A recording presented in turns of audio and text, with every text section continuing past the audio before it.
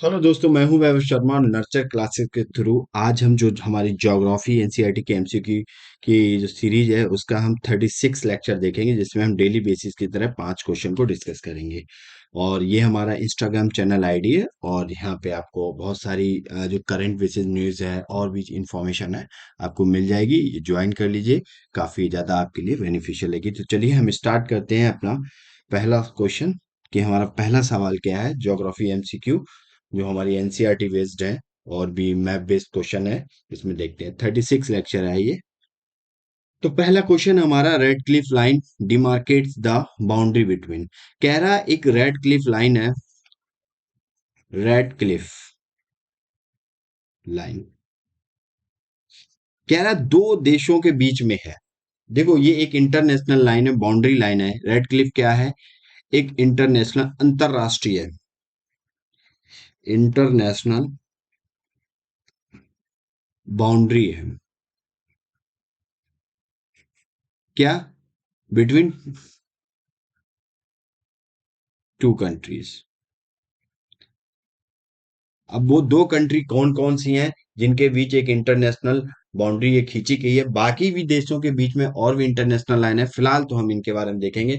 India China के बीच में है, इंडिया पाकिस्तान के बीच में है, पाकिस्तान अफगानिस्तान के बीच में है, इंडिया अफगानिस्तान के बीच में है। चलिए वीडियो को पॉज कीजिए और खुद से क्वेश्चन को अटेंड कीजिए। काफी ज्यादा बेनिफिट, काफी सिंपल क्वेश्चन है। अगर सीरियसली तैयारी कर रहे हैं आप किसी एग्जाम की, तो आपको ये पढ़ा होगा इसके बारे में आपने। तो चलिए देखते हैं क्या है रेड क्लिफ।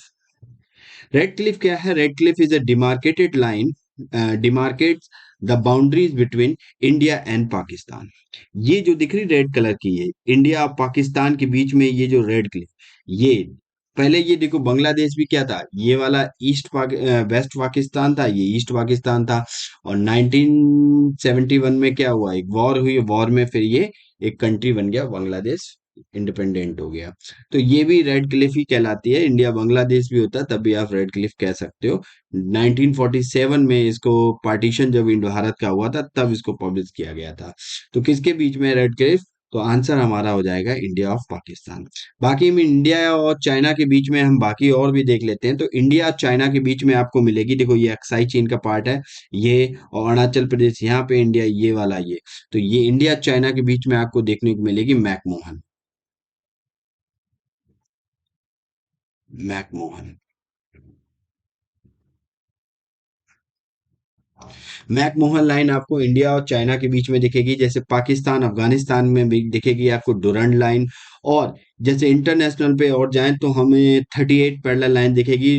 पेरियन जो कोरियन पेंसुला है, ऊपर वाला आपका पार्ट है नॉर्थ कोरिया का, नीचे साउथ कोरिया, इनके बीच में एक इंटरनेशनल बाउंड्री ये दिखने को मिलेगी। इसको कहते हैं 38 पैरेलल। 1950 में ये क्या हुआ था, इसको डिमार्केट किया गया था। तो उम्मीद करता हूँ आप समझ गए होंगे। और ये जो इंडिया और चाइना के बीच में मैकमोहन बनाई गई थी, 1964 में बनाई गई थी। ठीक है। तो ये लाइन थी इंडिया चाइना के बीच में, आपकी कौन सी मिलेगी? यहाँ पे आपकी मिलेगी मैकमोहन। पाकिस्तान अफगानिस्तान डुरंड। ठीक है। तो चलिए, उम्मीद करता हूँ क्वेश्चन समझ में आया होगा। नेक्स्ट क्वेश्चन पे चलते हैं। नेक्स्ट क्वेश्चन है, straight of Malacca separates. Malacca strait क्या होता है हम बता चुके हैं पहले भी। स्ट्रेट मतलब एक कहते हैं जल डमरू, हिंदी में कहते हैं जल डमरू। स्ट्रेट क्या होता है? स्ट्रेट अगर समझ लो कि दो वाटर बॉडी हैं, दो लार्ज वाटर बॉडी को क्या करता है, दो लार्ज वाटर बॉडी को एक नैरो स्ट्रिप के द्वारा जोड़ता है। तो उस नैरो स्ट्रिप को ही क्या कहते हैं? उसको ही स्ट्रेट कहते हैं। जैसे ये समझ लो, ये अटलांटिक ओशियन है, अटलांटिक।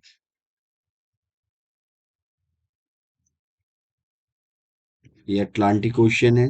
ये आपका रहा कौन सा ओशियन? ये आपका रहा मेडिटेरियन सी,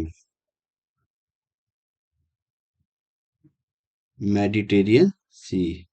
अब अटलांटिक ओशन मेडिटेरियन सी को एक बहुत ही नैरो पास के द्वारा कनेक्ट किया जाता है। उस नैरो पास का नाम क्या है? Gibraltar straight, Gibraltar straight. तो स्ट्रेट समझ गए। एक ऐसी इस्थमस भी होता है, इस्थमस, अभी हम उसके बारे में देखेंगे, फिलहाल क्वेश्चन पे देखते हैं। तो ये हमारा क्वेश्चन क्या, मलक्का स्ट्रेट के बारे में पूछा है। तो कह रहा है सुमात्रा और मलेशिया को ये सेपरेट करता है, और कह रहा है जावा एंड ब्रुनई को सेपरेट करता है, सुमात्रा और जावा को सेपरेट करता है, मलेशिया एंड ब्रुनई को सेपरेट करता है। तो अगर आपने मैप देखा होगा, अच्छा ये वर्ल्ड मैप संबंधी एक क्वेश्चन है। तो वर्ल्ड मैप के आज दो क्वेश्चन हो गए। तो सुमात्रा एंड मलेशिया से संबंधित है, जावा एंड ब्रुनई से संबंधित है, और सुमात्रा एंड जावा से संबंधित है, मलेशिया और ब्रुनई से को क्या करता है, सेपरेट करता है।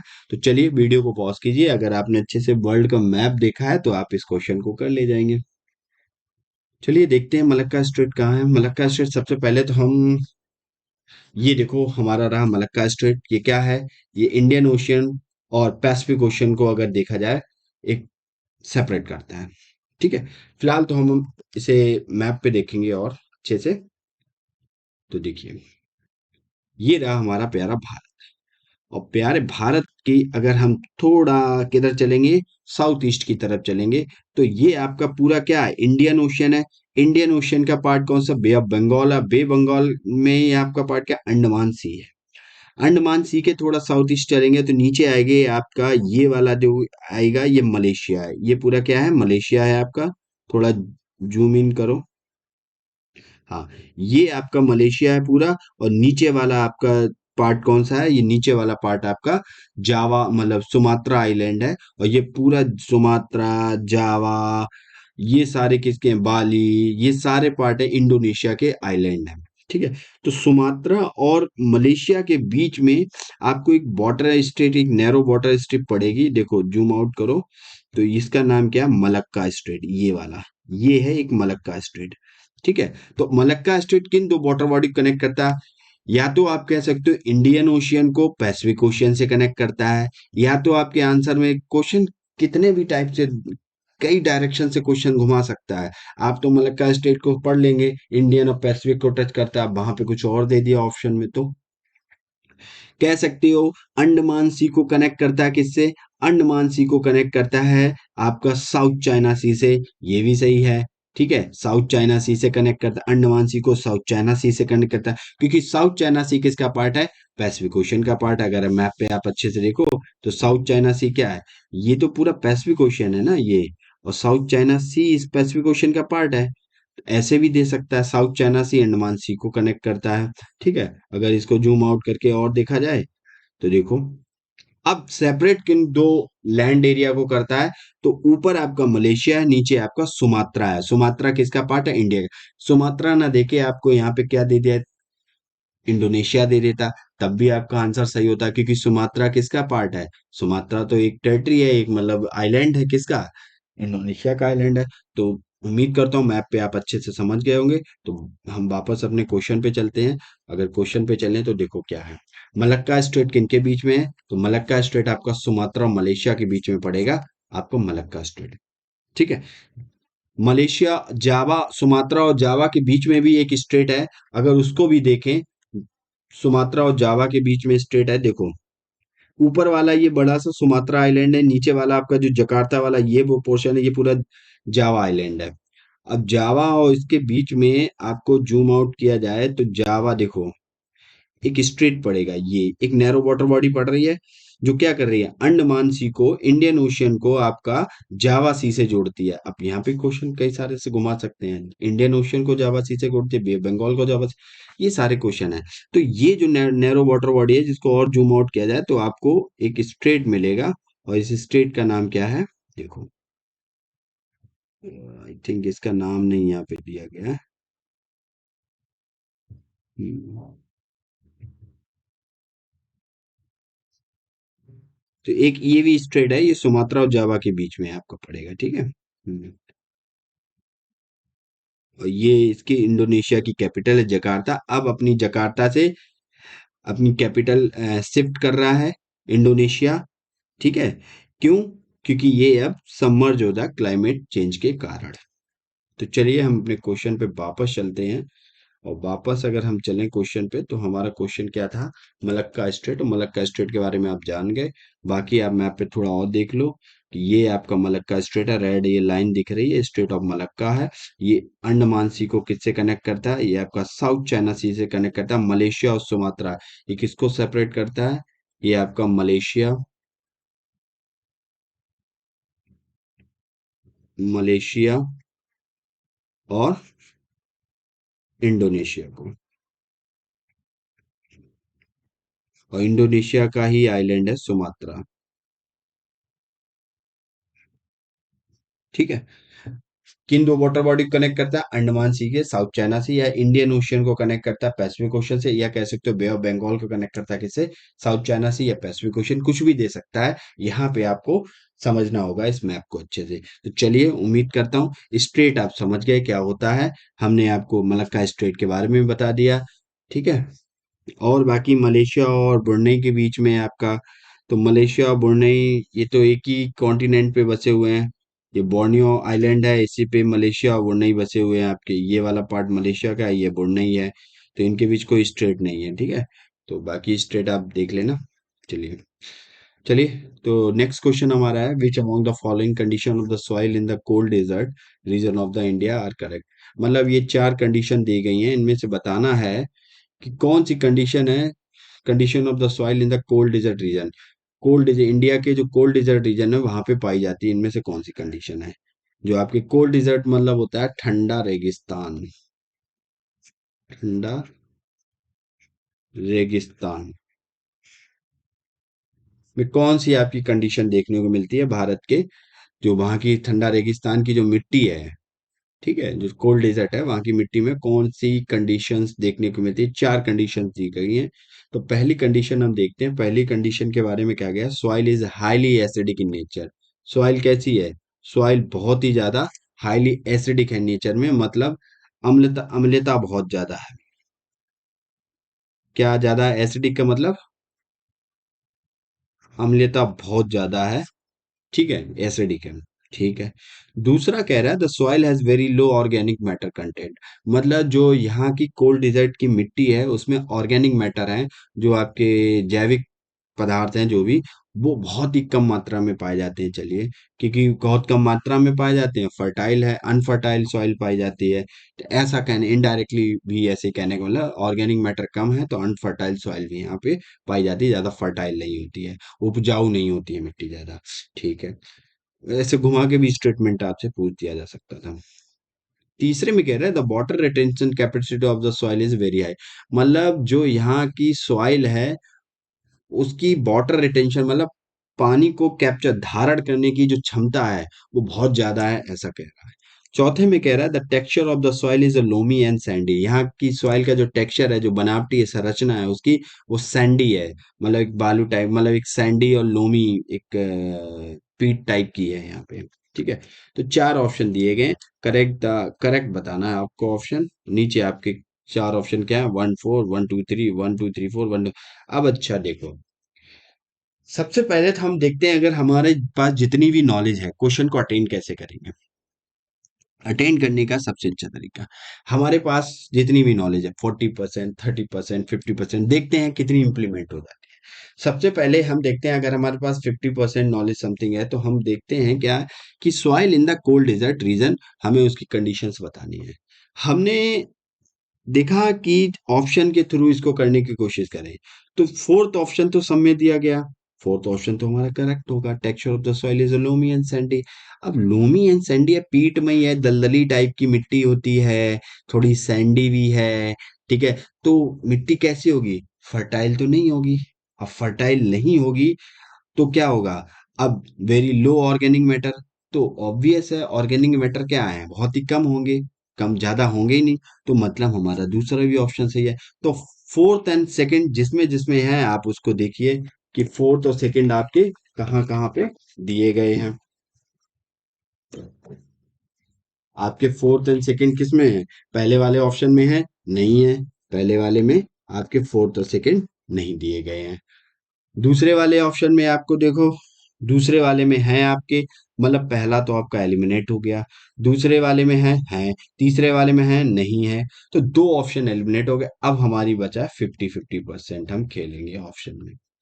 अब हमारा 1 2 3 4 हो सकता है, या 1 2 3 4। अब हमें क्या है, तीसरा चेक करना पड़ेगा, बन तो सब में ही है, हाईली एसिडिक इन नेचर है।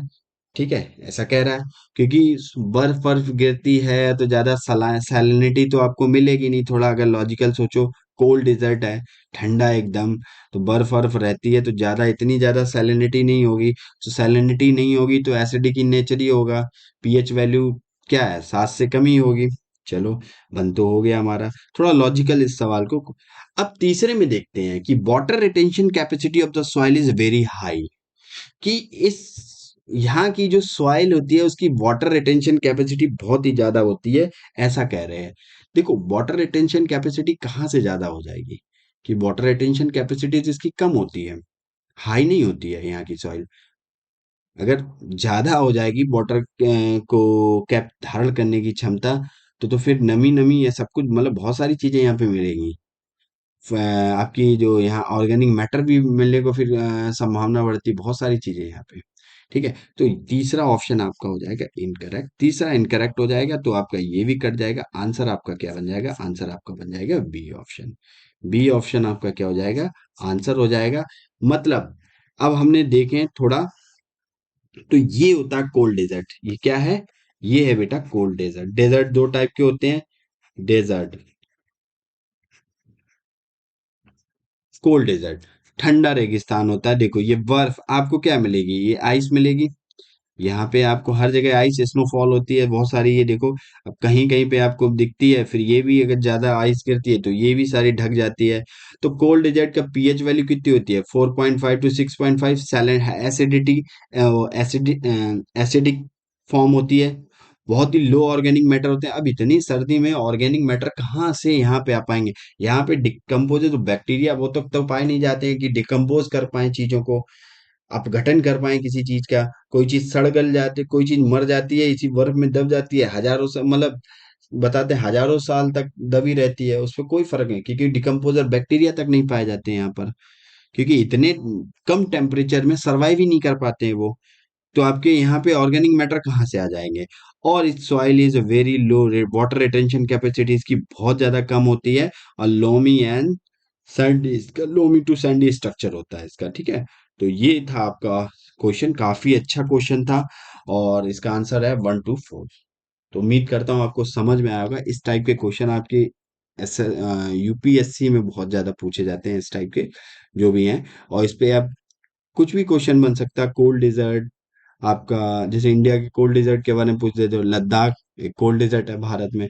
जैसे गोवी डिजर्ट क्या है, कोल्ड डिजर्ट है, मंगोलिया में है ना, चाइना मंगोलिया में बॉर्डर पे वहां पे। तो ये सब कोल्ड डिजर्ट है। यहाँ पे कोल्ड डिजर्ट की अगर एक प्रॉपर्टी को देखा जाए, तो कोल्ड डिजर्ट में आपको क्या मिलेगा, यहाँ पे आपको कोल्ड डिजर्ट की अगर बात की जाए, यहाँ की पहली बात सैंड के बारे में, वो सॉइल के बारे में पता लग गया। सॉइल कैसी होती है यहाँ की, यहाँ की सॉइल बेटा सैंडी होती है। और कैसी मिलेगी, लोमी मिलेगी, चिपचिपाट एकदम, मतलब वैसी, और रॉकी टाइप की मिलेगी। यहाँ की प्लांट की बात करें, तो यहाँ पे देखो प्लांट आपको कहीं दिख रहे हैं, तो प्लांट्स क्या है, लिमिटेड है यहाँ पे। यहाँ पे लिमिटेड प्लांट्स मिलेंगे आपको। क्यों, इसका रीजन है बिकॉज, इसका रीजन क्या है, इसका रीजन ये है, क्योंकि यहाँ पे क्या है, there is not much sunlight, मतलब there is not as much sunlight, मतलब यहाँ पे सनलाइट बहुत ही कम पड़ती है। अब सनलाइट बहुत कम पड़ती है तो क्या है, सनलाइट कम पड़ने के कारण यहाँ पर क्या है, टेम्परेचर कैसा होता है, टेम्परेचर यहाँ का कैसा होता है, बहुत ही ज्यादा कम होता है। जब टेम्परेचर बहुत ही ज्यादा कम होता है तो प्लांट्स के सुटेबल नहीं होता है, प्लांट्स के लिए सुटेबल नहीं होता है, सुटेबल नहीं होता है। तो इसीलिए यहाँ पे ज्यादा वेजिटेशन नहीं पाई जाती। यहाँ पे जो एनिमल भी मिलेंगे, फौनाज मिलेंगे, उनके भी शरीर पर क्या होगा, फर टाइप का होगा। उनको बचाने के लिए, या बर्फ गिरती है उनके फर से, मतलब उनके बॉडी पे इम्पैक्ट ना पड़े उसी, उनका स्ट्रक्चर इस टाइप का होगा। उनके वाटर जैसे खाना, क्योंकि यहाँ पे प्लांट्स कम है, बहुत सारी स्पीसीज वो कम है, तो उनको वाटर पानी की बहुत सारी समस्या आती है, तो उस हिसाब से हैबिटेट उनका होता है। जैसे पोलर वियर है, बहुत सारे यहाँ पे मिलेंगे आपको।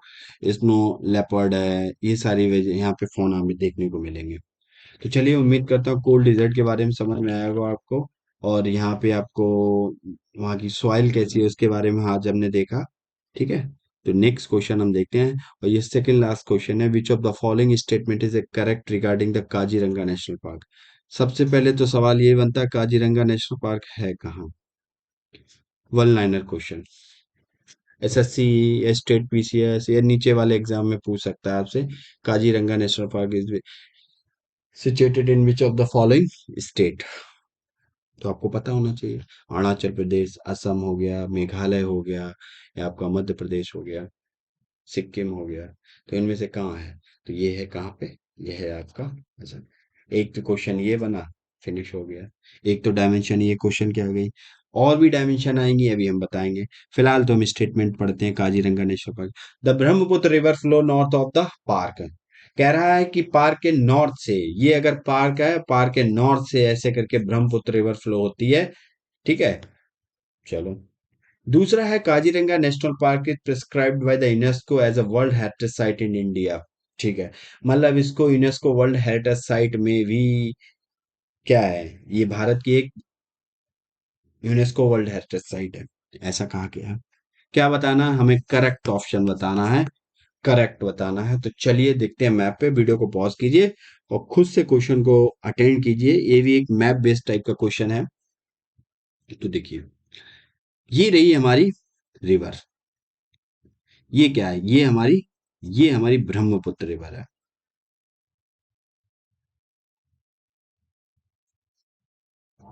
और ब्रह्मपुत्र रिवर के नीचे आपको मिलेगा, ये आपको मिलेगा काजीरंगा नेशनल पार्क। मतलब काजीरंगा नेशनल पार्क के नॉर्थ में ही क्या है, ब्रह्मपुत्र रिवर है। अब देखो यहाँ पे देखा जाए तो इसको 1974 में डिक्लेयर किया गया था एज ए नेशनल पार्क। इसके बाद इसको 2007 में इसको डिक्लेयर किया गया टाइगर रिजर्व। टाइगर रिजर्व अगर देखा जाए, total tiger reserve area 1030 square kilometre में फैला पड़ा है। इंटरनेशनल स्टेटस की बात की जाए तो इसको वर्ल्ड मतलब यूनेस्को वर्ल्ड हेरिटेज साइट 1985 में इसको दर्जा दिया गया था, यूनेस्को वर्ल्ड हेरिटेज साइट का। भारत की एक यूनेस्को वर्ल्ड हेरिटेज साइट की धरोहर बन गई है। वहीं इसको एक और इम्पोर्टेंट दर्जा दिया गया, वो इम्पोर्टेंट दर्जा है important world area by the world life international. इसके तहत क्या किया जाता है, जितनी भी वर्ल्ड की वर्ड्स हैं, जितनी भी पक्षी हैं, बर्ड्स हैं, उनको कंजर्व किया जाता है। कंजर्व किया जाता है, उनका संरक्षण किया जाता है इसके तहत। तो यहाँ पे काजीरंगा नेशनल पार्क में भी बहुत सारी क्या होती हैं, स्पीसीज होती हैं जो बर्ड्स की, वो साइबेरियन बर्ड्स और भी बर्ड्स होती हैं, उड़ उड़ के आती हैं यहाँ पे सीजन वाइज। ठीक है। तो यहाँ पे इसीलिए कंजर्वेशन देखा जाता है। यहाँ पे ये फेमस किस लिए है? ये फेमस है बच्चों, किस लिए? ये फेमस है one horn rhinoceros. One horn rhinoceros, एक सींग वाला गेड़ा, जिसके ऊपर देखो आप, ऊपर वाले जबड़े पे क्या होता है, एक सींग टाइप का होता है। वन हॉर्न राइनोसोर्स, वो यहाँ पे पाया जाता है काजीरंगा। दूसरे नंबर पे आपका पवित्र वाइल्ड लाइफ सेंचुरी में भी पाया जाता है, लेकिन असम में सबसे ज्यादा काजीरंगा नेशनल पार्क में जाता है, इसीलिए फेमस भी है। अब यहाँ से एक क्वेश्चन बन सकता है, one horn rhinoceros is situated in which of the following national park. अब आपसे चार ऑप्शन देते हैं, काजीरंगा नेशनल पार्क, मानस नेशनल पार्क, कोनो नेशनल पार्क, आपको नंदा देवी नेशनल पार्क, चार दे दिया। अब आपको आंसर देना है, वन लाइनर क्वेश्चन बन गया। तो क्वेश्चन की एक डायमेंशन यहाँ से भी स्टेटमेंट वाइज पूछ देगा आपको, one horn rhinoceros is situated in the Kaziranga national park, this is right and wrong. Right.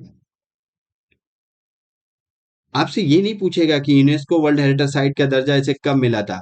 One liner question में पूछ सकता है, रेयर केस में, ज्यादा प्रायोरिटी नहीं है, लेकिन प्रायोरिटी इस टाइप के क्वेश्चन की ज्यादा बनती है कि किस डायमेंशन से आपसे सवाल पूछा जा सकता है। तो काजीरंगा नेशनल पार्क हमने देख लिया, ये कहाँ है, ये आपका बेटा पड़ता है असम में, हमने ये भी देख लिया। और इसके नॉर्थ में भी ब्रह्मपुत्र रिवर बहती है। तो दोनों स्टेटमेंट हमारे क्या है, दोनों स्टेटमेंट हमारे करेक्ट है, करेक्ट ही पूछा था, बोथ आर करेक्ट।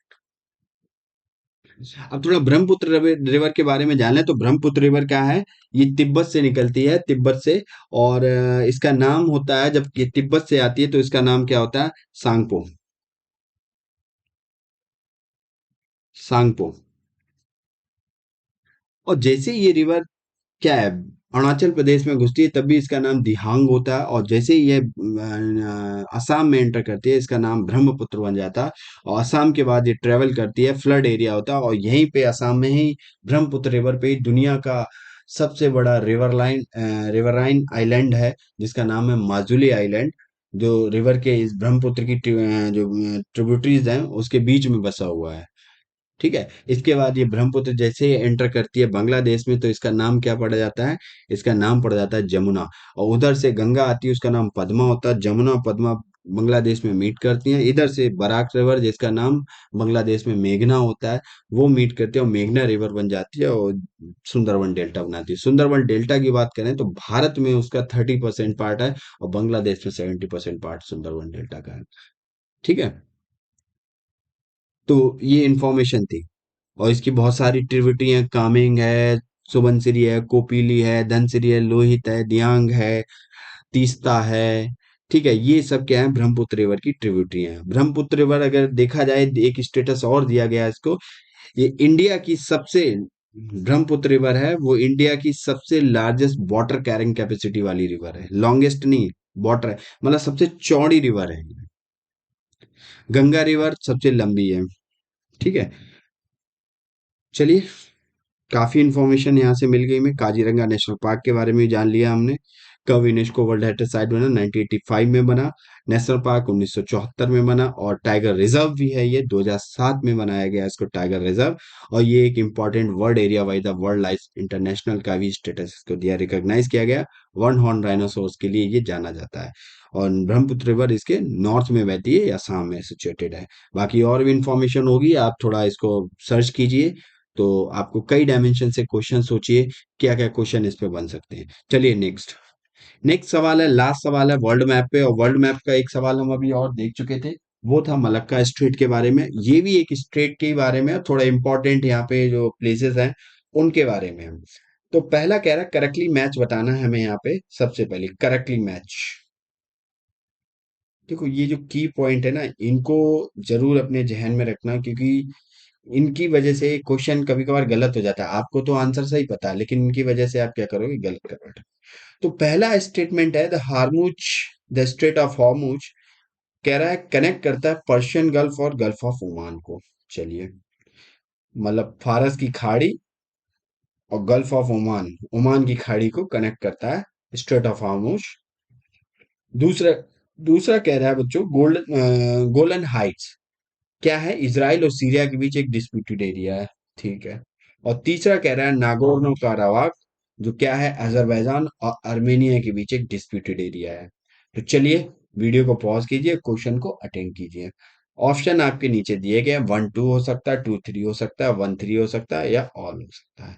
मतलब ए ऑप्शन आपका दिया गया 1 2 हो सकता है, बी ऑप्शन आपका दिया 2 3 हो सकता है, और सी ऑप्शन का 1 3 हो सकता है, और डी ऑप्शन में ऑल ऑफ द एबव हो सकता है। तो चलिए, वीडियो को पॉज कीजिए, देखते हैं हम स्ट्रेट ऑफ हार्मूज कहाँ है, गोलन हाइट्स कहाँ है। फिलहाल तो हम पहले मैप पे देखते हैं। तो ये रहा हमारा, अगर देखा जाए, प्यारा भारत। और प्यारे भारत से हम किधर चलेंगे, ये रहा प्यारे भारत। प्यारे भारत से हम जैसे ही वेस्ट की तरफ चलेंगे, अरेबियन सी मिलेगा। अरेबियन सी से हम थोड़ा वेस्ट और चलेंगे, तो ऊपर की तरफ आप देखेंगे ईरान है, और ईरान नीचे आपका अरेबियन पेंसुला है। और अरेबियन पेंसुला और ईरान के बीच में आपको देखने को मिलेगा स्ट्रेट ऑफ हॉर्मुज। ये आपका स्ट्रेट ऑफ हॉर्मुज, ये बहुत ही नैरो पॉइंट है। यहाँ पे एक लंबा शिप जाए ना, तो उसे टर्न होने के लिए बहुत ज्यादा दिक्कत होती है यहाँ पे।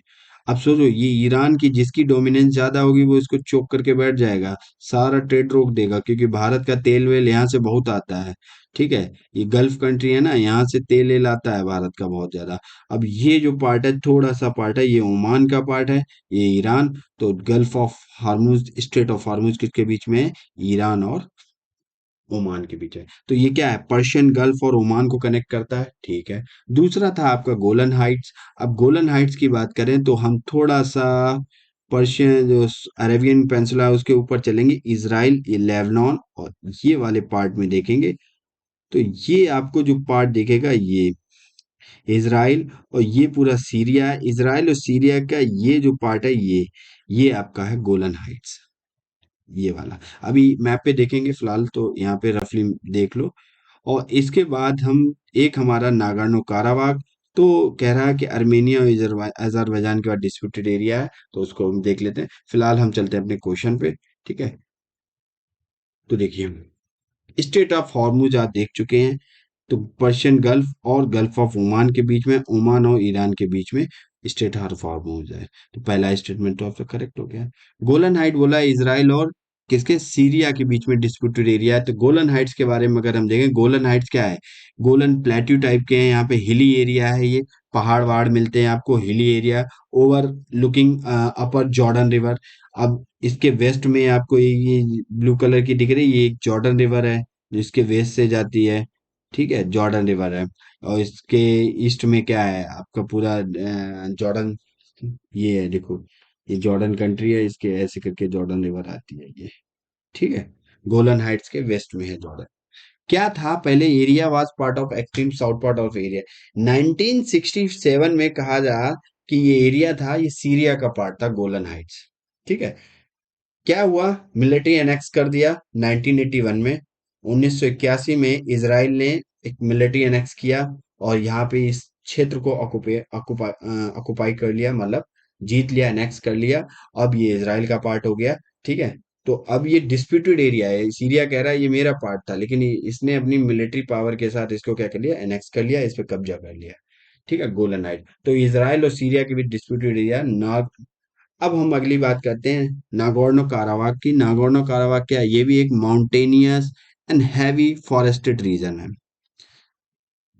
बहुत ही ज्यादा माउंट। ये रेड वाला पार्ट दिख रहा है, ये नागोर्नो काराबाग है, ठीक है। तो ये किसके बीच में डिस्प्यूटेड एरिया है? ये अजरबैजान अर्मेनिया के बीच में।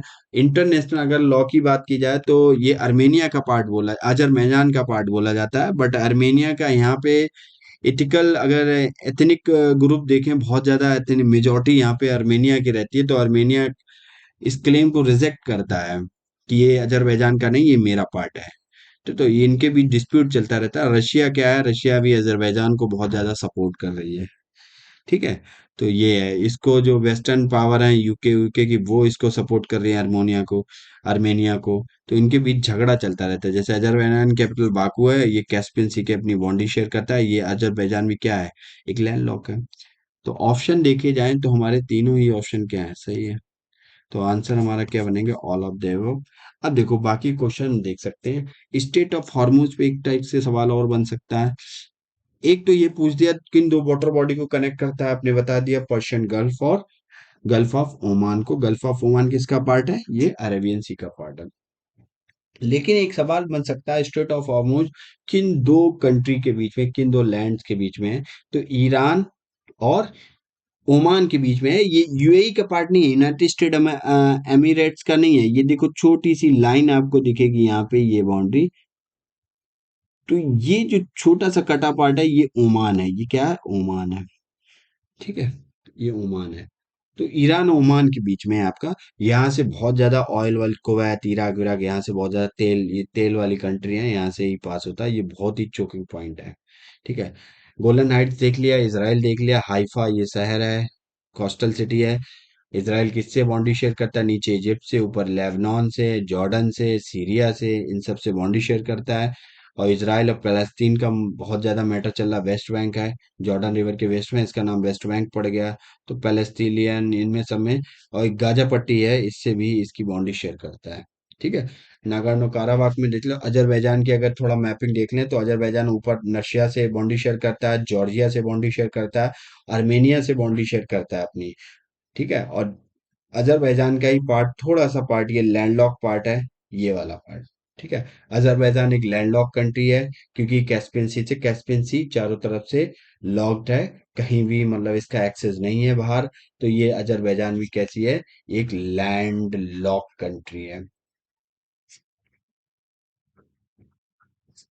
वही अर्मेनिया भी एक लैंडलॉक कंट्री है आपकी। ठीक है। तो ये सारे नीचे ईरान से भी बाउंड्री शेयर करता है अजरबैजान, इस पे यूपीएससी सवाल आई थिंक पूछ भी चुकी है। और इससे रिलेटेड एक मिन्स्क करके आया था, वो एक डिक्लेरेशन है। ठीक है, तो देख लेना इसको सही से। तो आज ये हमारे 5 क्वेश्चन थे, और इस वीडियो की लिंक और और पीडीएफ है, इस टेलीग्राम चैनल पे आपको प्रोवाइड कर दी जाएगी। ये हमारी इंस्टाग्राम चैनल की आईडी है, ज्वाइन कर लो, क्योंकि इस पे बहुत सारे आपको न्यूज़ेस मिलेंगे, बहुत सारे इंफॉर्मेशन है जो क्वेश्चन बेस्ड और भी है, वो आपको कंपटीशन एग्जाम बेस्ड मिलती रहती है। तो चलिए इसी नोट पे हम अपने वीडियो को फिनिश करते हैं। God bless you all and जय हिंद।